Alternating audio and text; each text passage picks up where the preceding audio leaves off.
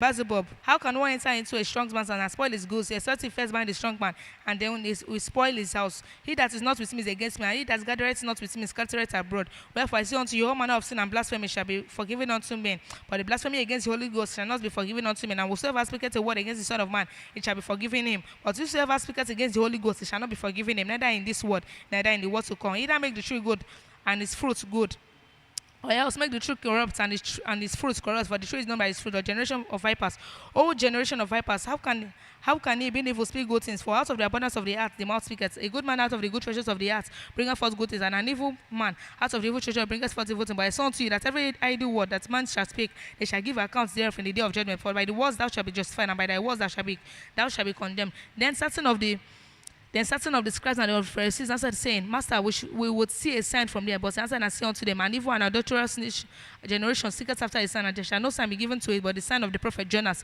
For Jonas was 3 days and 3 nights in the whale's belly, so shall the Son of Man be 3 days and 3 nights in the heart of the earth. The men of Nineveh shall rise in judgment with this generation, and shall condemn it, because they repented at the preaching of Jonas. And behold, a greater than Jonas is here. The queen of the south shall rise up in the judgment with this generation, and shall condemn it. For she came from the uttermost part of the earth to hear the wisdom of Solomon. And behold, a greater than Solomon is here. When the unclean spirit is gone out of a man, they walketh through dry places, seeking rest, and findeth, and then he saith, I'll return into my house from whence I came. And when he is come, he findeth it empty, swept and garnished, and goeth it, and taketh with himself 7 other spirits more wicked than himself, and they enter in and dwell there.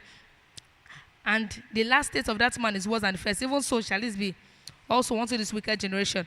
While he yet spake, and while he yet talked to the people, behold, his mother and his brethren stood with us, desiring to speak with him. Then one said unto him, Behold, thy mother and thy brethren stand without, desiring to speak with thee. But he answered and said unto him that told him, Where is my mother and who are my brethren? And he stretched forth his hand toward his disciples and said, Behold, my mother and my brethren. For whosoever shall do the will of my Father which is in heaven, the same is my brother, the same is my brother and sister and mother. Chapter 13. The same day when Jesus out of the house and sat by the seaside, and a great multitude were gathered together unto him, so that he went into a ship and sat, and the whole multitude stood on the shore. And he spake many things unto them in parable, saying, Behold, a sower went forth to sow, and when he sowed, some seed fell by the wayside, and fowls came and devoured them, or some fell upon stony places where they had not much earth, and forthwith they sprung up, because they had no deepness of earth. And when the sun was up, they were scorched, and because they had no root, they withered away. And some fell upon among thorns, and the thorns sprung up and choked them. But other fell into good ground and brought forth fruit, some 100-fold, some 60-fold, and some 30-fold. Who hath ears to hear, let him hear. And the disciples came and said unto him, Why speakest thou unto them in parables? He answered and said unto them, Because it is given unto you to know the mysteries of the kingdom of heaven, but to them it is not given. But for whosoever hath, to him shall be given, and he shall have more abundance. For whosoever hath not, from him shall be taken away even that he hath. Therefore speak I to them in parables, because they see not, and hearing they hear not, neither do they understand. And in them is fulfilled the prophecy of Isaiah, which said, By hearing ye shall hear and shall not understand, and seeing ye shall see and shall not perceive. For this people's heart is waxing gross, and their ears are dull of hearing, and their eyes have been closed. And their eyes they have closed, lest at any time they should see with their eyes and hear with their ears, and should understand with their hearts, and should be converted, and I should heal them. But blessed are your eyes, for they see, and your ears, for they hear. For verily I say unto them, that many prophets and righteous men have desired to see those things which ye see, and have not seen them, and to hear those things which ye hear, and have not heard them. Hear ye therefore the parable of the sower. When anyone heareth the word of the kingdom, and understandeth it not, then cometh the wicked one, and catcheth away that which was sown in his heart. This is he which received seed by the wayside. But he that received the seed in stony places, the same is he that heareth the word, and none with joy receiveth it. Yet hath he not root in himself, but dureth for a while. For when tribulation or persecution arises because of the word, by and by is offended. He also that received seed among the thorns is he that heareth the word, and the care of this word and the deceitfulness of riches choke the word, and the becometh of fruitful. But he that receiveth seed into the good ground is he that heareth the word, understandeth it, which also beareth fruit, and bringeth forth some 100-fold, some 60, and some 30. Another parable put he forth unto them, saying, The kingdom of heaven is likened unto a man which soweth good seed in his field. But when his men slept, his enemy came and sowed tares among the wheat, and went his way. But when the blade was sprung up and brought forth fruit, then appeared the tares also. So the servants of the householder came and said unto him, Sir, didst not thou sow good fruit seed in thy field? From whence then hath it tares? He said unto him, An enemy hath done this. The servant said unto him, Wilt thou then that we go and gather them up? But he said, Nay, lest while we gather up the tares, ye roots up also the wheat with them. Let's both grow together until the harvest. And in time of harvest I will say unto the reapers, Gather ye together the first, it says, and bind them in bundles to burn them, but gather the wheat into my barn.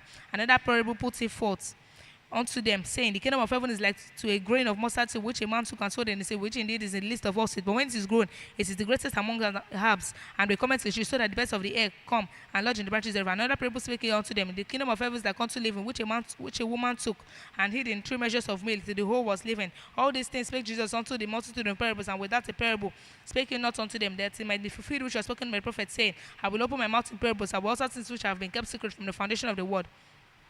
Then Jesus sent the multitude away and went into the south. I went to see the house, and his disciples came unto him, saying, they clear unto was the parable of the tares of the field. He answered and said unto them, he that sowed the good seed is the Son of Man, the field is the word. The good seed are the children of the kingdom, but the tares are the children of the wicked one. The enemy that sowed them is the devil. The harvest is the kingdom, the harvest is the end of the world, and the reapers are the angels. As therefore the tares are gathered and burned in the fire, so shall this be in the end of this world. The Son of Man shall send forth his angels, and they shall gather out of his kingdom all things that offend, and them which do iniquity, and shall cast them into the furnace of fire. They shall be wailing and gnashing of teeth. Then shall the righteous shine forth as the son in the kingdom of their Father. Who hath ears to hear, let him hear. Again, the kingdom of heaven is like unto the treasure hid in a field, the which when a man hath found, he hideth.